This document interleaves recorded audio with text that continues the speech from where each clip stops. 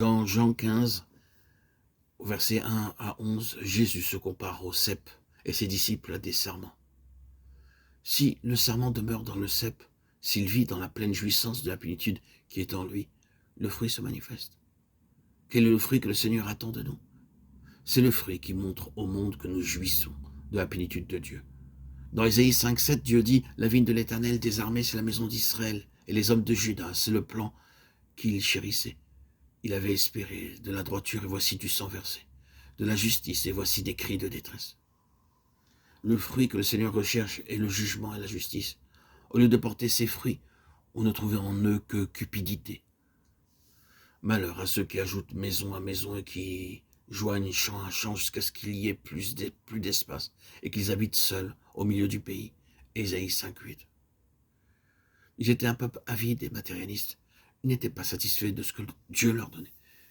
Ils désiraient ardemment d'autres choses. Malheur à ceux qui, de bon matin, courent après les boissons enivrantes et qui, bien avant dans la nuit, sont échauffés par le vin.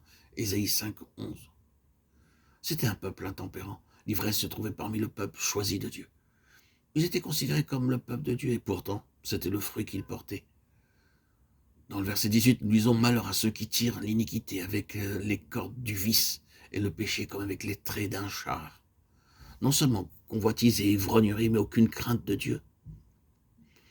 C'était un peuple provocateur et blasphémateur. S'il est Dieu, qu'il vienne et qu'il nous juge. Absolument aucune crainte de Dieu.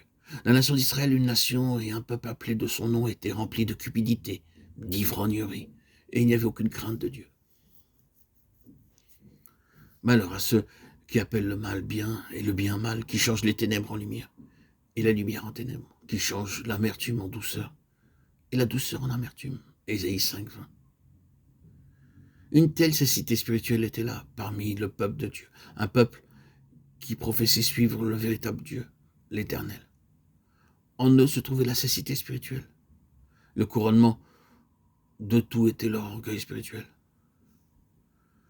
Malheur à ceux qui sont sages à leurs yeux et qui se croient intelligents. Ésaïe 5,21.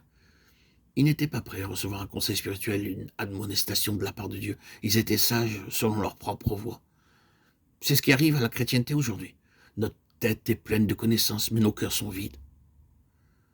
Malheur à ceux qui justifient le coupable pour un présent et enlèvent aux innocents leurs droits. Ésaïe 5,23.